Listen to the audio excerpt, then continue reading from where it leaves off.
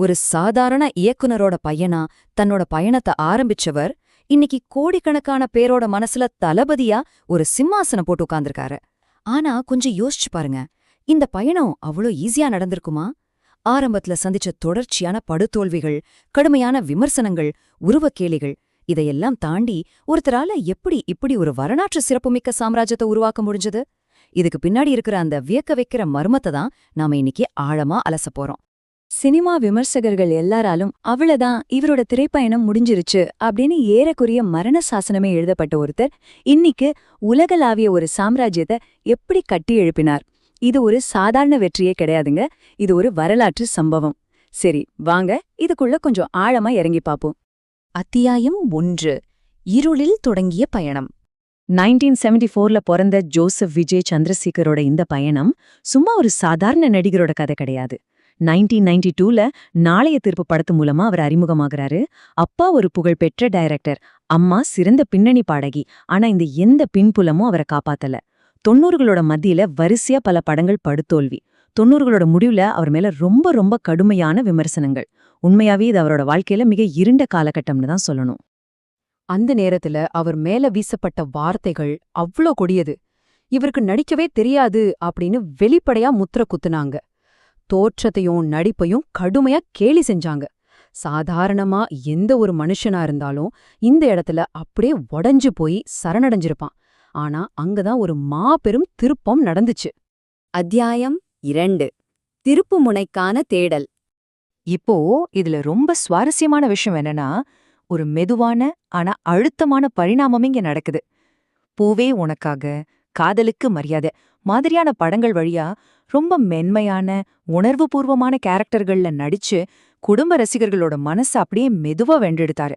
ஆனா 2000ஆம் வருஷத்துக்கு அப்புறம் நடந்த அந்த மாபெரும் வெடிப்பு, கில்லி, திருப்பாச்சி, போக்கிரின்னு அவரோட மொத்த அடையாளமும் ஒரு பிரம்மாண்டமான அதிரடி அவதாரமா மாறிடுச்சு. அத்தியாயம் 3. மாஸ் ஹீரோவின் அவதாரம். ஒரு மென்மையான காதலன் எப்படி ஒட்டுமொத்த திரையுலகையும் ஆட்டி படைக்கிற ஒரு மாஸ் சக்கரவர்த்தியா மாறினாரு. இந்த புது யாராலையும் அசைக்க முடியாத அடையாளத்தை உருவாக்குன விஷயங்களை நாம பிரிச்சு பார்த்தா, முதல் விஷயம் தியேட்டரையே அதிர வைக்கிற அவரோட அடுத்த கட்ட நடனம். 2வது அந்த ஆக்ரோஷமான சண்டை காட்சிகள். 3வது எல்லாரையும் ஈர்க்கிற அந்த பவர்ஃபுல்லான வசன உச்சரிப்பு. இந்த 3 விஷயங்களும் சேர்ந்துதான் அவரை ஒரு அசைக்க முடியாத சக்தியா மாத்துச்சு. அத்தியாயம் 4. உலகளாவிய சாம்ராஜ்யம்.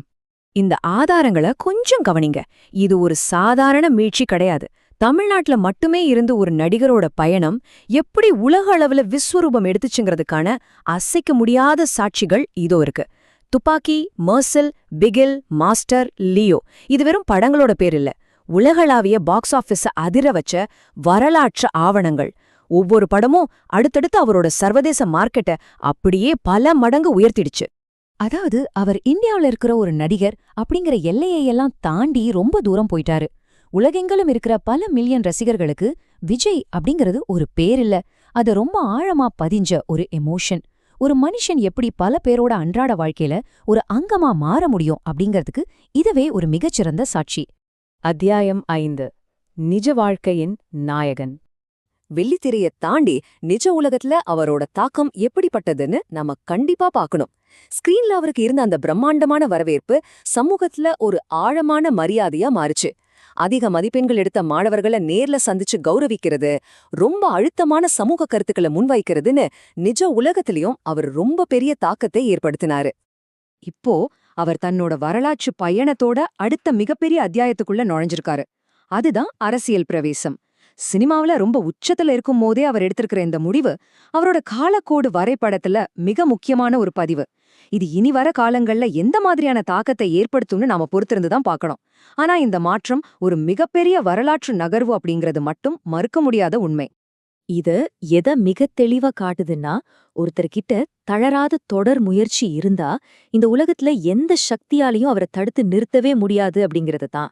அத்தனை அவமானங்களையும் விமர்சனங்களையும் தாண்டி அவர் அடைஞ்ச இந்த உச்சம் மனித குலத்தோட விடாமுயற்சிக்கு ஒரு அற்புதமான பாடம்.